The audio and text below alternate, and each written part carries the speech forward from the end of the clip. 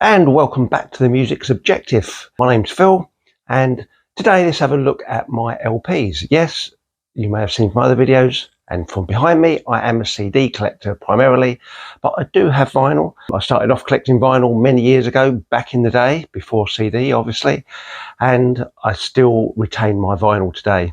I don't tend to buy new vinyl. I've been given some in the last probably 20-25 years, but I haven't actively been buying. The main reason for that is that I prefer the small size of the CD digital media. It's convenient, it's easy to store, but I do love vinyl and I love the warm sound of vinyl, and I do still have the means to play it, which is on my Riga turntable. So let's have a quick look through my LP, shall we? I do only have about 300. Most of them are from the mid to late 70s and 80s. So let's have a look.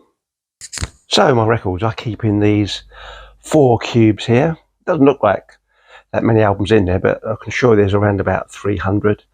And my CDs are just behind me here. Today we're going to have a quick mosey through these. I don't play them that often, but as I said, I would always keep them, never get rid of them. They are still part of my pride and joy. You may have heard me in a previous video saying that I don't buy multiple versions of albums. I tend to keep one. The only general exception there is that I do have some CDs that I have rebought that I originally had on vinyl, but I have kept the original vinyl only because it's a little bit nostalgic, and that not necessarily from a collector's point of view, but from a nostalgic point of view. So shall we have a look at a couple of these and see what's there? That's better. Well, it might not be, you're looking at me, but sadly you have no choice. Well, you do have a choice, you can switch off. Anyway, the first time I made an album, which I bought that on the day it came out. I went into Downtown Records in Basildon in Essex. I went into the shop and asked if they got the new I Made an Album, because it was the release day. They had just received them, so they hadn't even got them out on the shelves. He got the box out from the back, opened it up, and I took the first one off the top of the box. So it wasn't even out on the shelves when I got that. So you could say that is a really early album. This one's actually in a frame, but you may have seen this on a previous short that I did, which is I Made in Live +1, which is a live Japanese import EP. I bought that in around about 1980, 81. Still got the Obi strip down there, but the main reason I bought it, again, if you've seen my other video, you'll know, because that's me in the crowd. I was there at that gig. So it's just a short EP with live tracks, but with one studio track, which is Women in Uniform. But yeah, nice bit of nostalgia there because I'm on the cover. Don't know if that's actually worth much. It may well be. If anybody knows, let me know. Not as I'm going to sell it, because for me, if the albums are worth any amount of money, it doesn't really mean that much to me, because I'm not going to get rid of them. So, although I'm sure my daughter may have to at one time. Don't want to go down there, do we? Another pick for my collection is Rush, All the World's a Stage. The reason I picked this, because it was the first Rush album I ever owned. I was in Projection Records in Southend, and my friends and I used to travel down there on the bus quite often. It was about a 40-45 minute trip to go in Projection Records and just spend the afternoon browsing through all the albums in there. I bought this. I'd heard of Rush, didn't really know much about them, and I bought it on a whim, actually. And I was around about 16 at the time, 15, 16. Bought it. First time I played it, I thought, my God, what is that voice? I didn't know how to cope with Geddy's high vocal, but very soon got used to it. And now Rush today are probably one of my favourite bands. So sad that obviously Neil died and the band can no longer carry on, even though they had retired before that. But yeah, so All the World's Stage, live album from 1976. Got all the photos in there. Don't think they got picture sleeves inside. No, they haven't. It's on the Mercury label. But yeah, it's got, excuse me, I'll put my glasses on.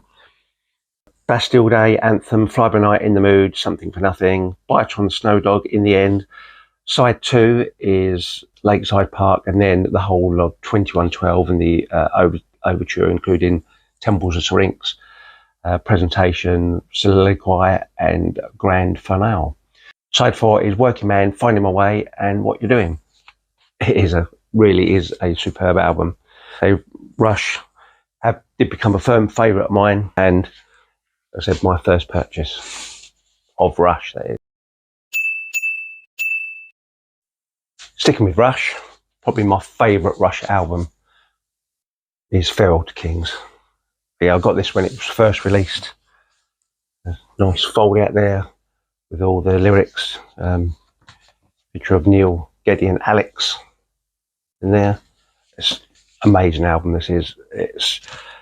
It's a progressive rock, classic rock masterpiece. In the sleeve there, the record itself is inside a more protective sleeve inside there, which I put in.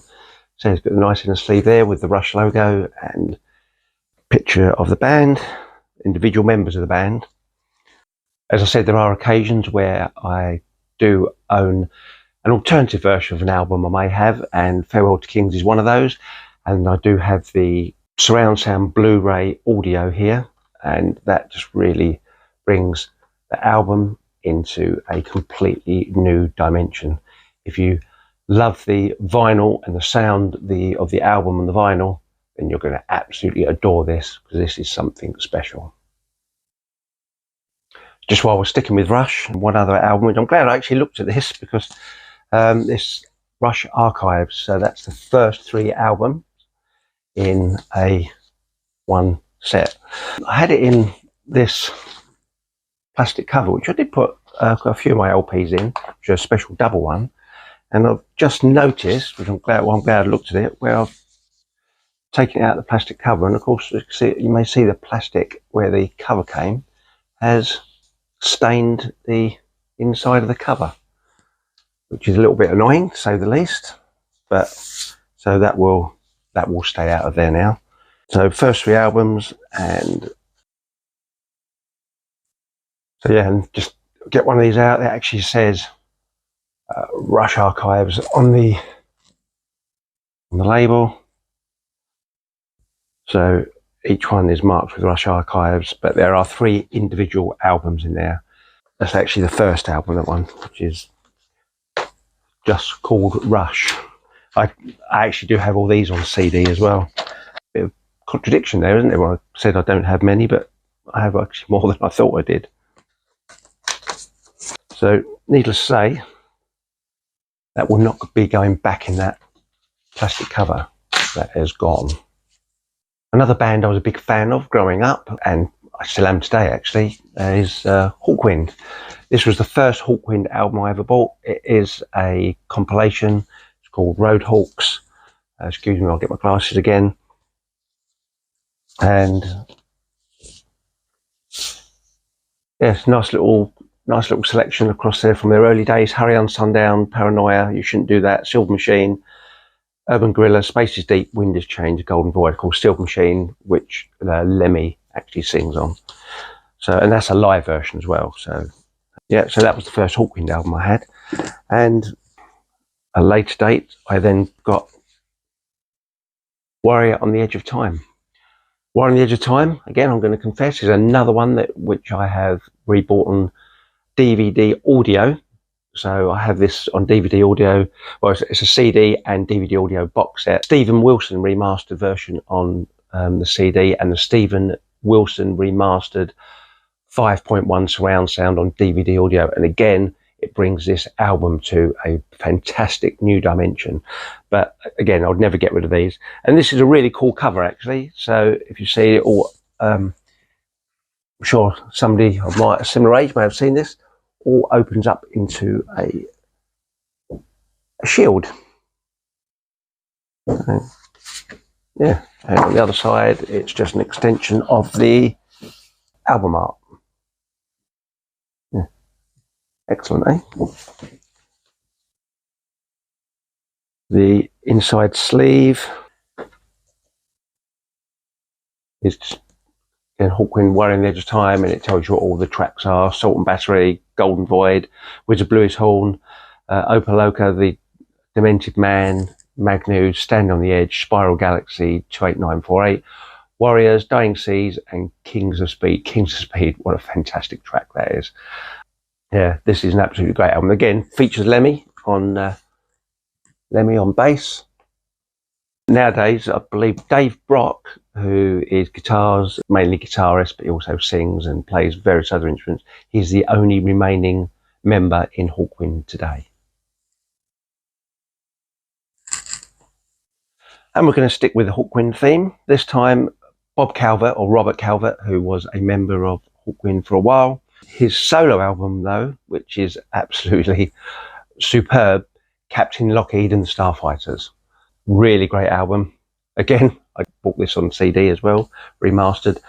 What I like about this album and the cover of it, and I think this is probably an original album, is that even though you can see the jets on there, they're actually embossed, so you can, or raised, so you can feel it. And then, so the writing is slightly as well. And on the back, you've just got the shadow of the fighters and the broken bits of ice on the floor, which again are raised, embossed. So yeah, nice little touch on the cover there. I don't know if anybody knows the story of the album, but the story of the Americans, where they sold the German Air Force these Lockheed Starfighters, and they kept crashing and falling out the sky, and that's what this concept album about. So it goes track and then a scene. So there is a fairly short talking scene, which does have a bit of a comedy edge to it as well. So it is a really great album to have. I always remember one line from one of the little sketch parts on here. It says, "Does anybody want to buy a Starfighter? Just buy an acre of ground and wait." Excellent line. So yeah, Captain Lockheed and Starfighters, Bob Calvert. It's the only Bob Calvert album I've got. I haven't got Lucky Leaf and the Long Ships. Actually, I've never heard it, so it's probably an album I need to have a look at. So yeah, Bob Calvert. Okay, move back to Canada. We had Rush, and this time we're going to have Triumph. This is their first album, which is Rock and Roll Machine. I got the limited edition version. I think I bought this in London, actually, in the old Virgin Megastore. Again, we didn't just go down to Southend to Projection Records when we were looking for albums to buy. We did quite often go up to London as well, and there were some fantastic shops in London at that time selling a whole array of music. It does seem to be recovering a bit, but there's lots of vinyl shops, and obviously lots of the vinyls second-hand as well, but that's fine. But yeah, and this one actually is a silver stroke chrome vinyl. Again, don't know if it's worth anything, but look, yeah, silver chrome vinyl. Not usually a big lover of coloured vinyl, pictured vinyl or anything, because the quality is not as good, but it just happened to be the one that was available, and yeah, I got it. So pretty neat looking, really. If you haven't heard any Triumph, definitely check them out. Three-piece band. The drummer does a lot of the singing. Yeah, really good. This was their first album, as I said. Rick Emmett guitars, Gilmore on drums, and Mike Leving on bass. And it is, yeah, they are a really good band. I've got a couple of albums of theirs on LP, and definitely worth checking out if you can find some of their stuff. UFO, Strange in the Night, one of the best live albums in my opinion. Nowadays, I'm actually not that keen on live albums. They are very well recorded, very well produced, and to me they just sound like a glorified greatest hits with a crowd cheering in the background. And the other thing as well was that back in the day, 70s, 80s, a lot of bands done slightly different versions of the tracks live, so it was quite good when you got a live album because you actually had different versions of the tracks. Anyway, this album is excellent, and it's really like the crossover between Tonka Chapman and Michael Schenker, and of course it's probably got one of the best versions of Rock Bottom, which is obviously one of their most well-known songs, written by Michael Schenker and Phil Mogg. And to me, there is no version of Rock Bottom that's been done that doesn't surpass anything that Michael Schenker's done. Michael Schenker's versions of Rock Bottom are by far the best, in my opinion. But yeah, UFO, great live album here. Opens up, old gatefold, picture the band in there. I think this is a Hypnosis sleeve as well, and on Chrysalis. So stick with the live album theme. Sammy Hagar, Loud and Clear. I didn't know much about Sammy Hagar until I went to see him because Def Leppard was supporting. So me and my friends went specifically to see Def Leppard, but Sammy Hagar was playing. Obviously, he used to be in Montrose, and we absolutely loved him. I actually picked this up at a rock auction. They were auctioning off loads of items from various bands and artists, and they also had a form of a record fair there as well, and I picked that up there. I mean, this has got Red, which is one of his signature songs, because one of his favourite colour is red. Rock and Roll Weekend, Make It Last, Reckless, Turn Up the Music, I've Done Everything for You, Young Girl Blues, Bad Motor Scooter, and Space Station No. 5, which of course are Montrose songs.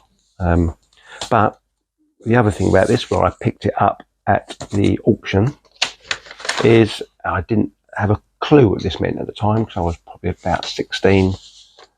It is a white label, being a promo, and stupidly or not, I don't know, I actually wrote on there what was side 1 and what was side 2, but hey ho. But yeah, so white label, Sammy Hagar, Loud and Clear. Ozzy Osbourne's Blizzard of Oz, his first solo album. Of course, the album includes Randy Rhoads, who was an absolute phenomenal guitarist and sadly lost his life in an aircraft crash whilst on tour with Ozzy in March 1982. Yeah, that was absolutely fantastic album. To me, probably one of the best things that Ozzy has ever done.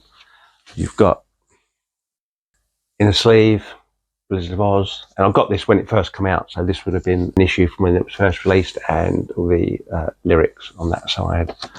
The album itself on Jet Records, that way up.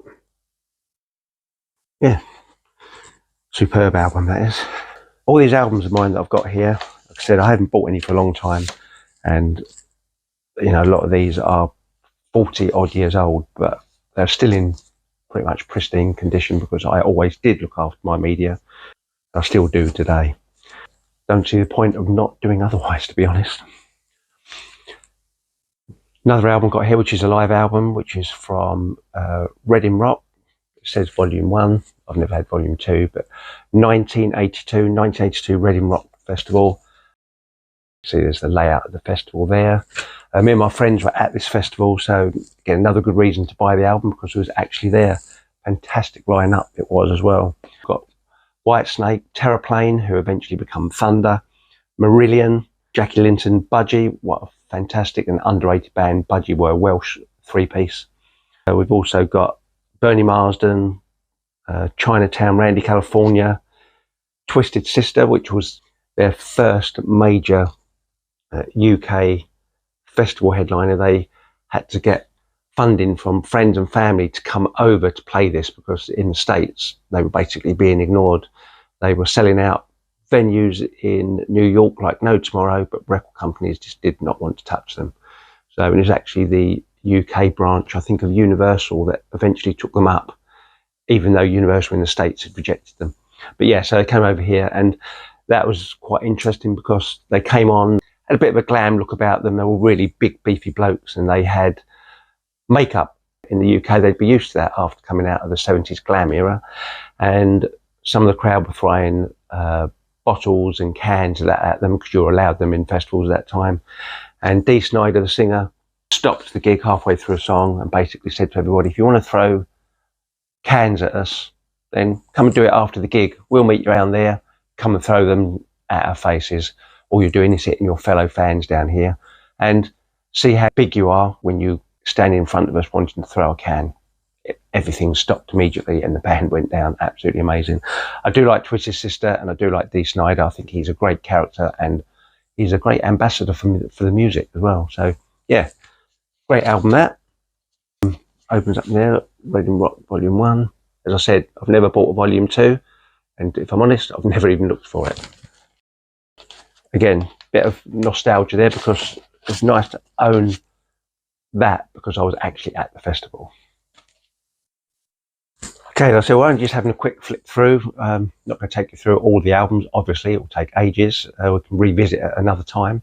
So just to finish off this little soiree, looking at the vinyl that I have, or should I say some of the vinyl that I have, is this one here, personal favourite of mine, definite band Lucifer's Friend. If you're a fan of Uriah Heep, you'll definitely be a fan of the early Lucifer's Friend stuff. Now this here is actually a double album of the first 2 albums. The first album is Lucifer's Friend, and the second album, which is Where the Groupies Killed the Blues. So I said about the connection with Uriah Heep, the lead singer of Lucifer's Friend ended up going to join Uriah Heep, which was John Lawton.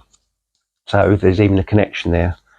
This is on Phonogram, double album of Lucifer's Friend's first 2 albums. I do have some other Lucifer's Friends albums, and I also have been buying some of their albums on CD as well. So I think I do have quite a few of theirs. With vinyl and CD, I probably have quite a good selection of their discography. But I just need to double check what I do and don't have. But I probably do have most of it now. So that quick overview of some of the stuff I've got. I mean, there's other stuff in there like Saxon, Gillan as well, Black Sabbath, Def Leppard. I also have Kansas as well, Leonard Skinner. So there's a whole host of different albums in there as well, which we can look at yet another time. I just want you to have a quick look through some of the ones I've got, maybe some of maybe a little bit more obscure. Like I said, if they're worth anything, I have no idea. And to be honest, I don't really care because I will never get rid of them. There you go. So I hope you've enjoyed having a quick look, and do please like, comment, subscribe, and hit that little notification bell, because if you do, you'll get up-to-date notifications of when I do new videos. And of course, it really helps support the channel, and all us music lovers should stick together, shouldn't we? Anyway, thanks for watching, and as they say in the Russian capital, Moscow.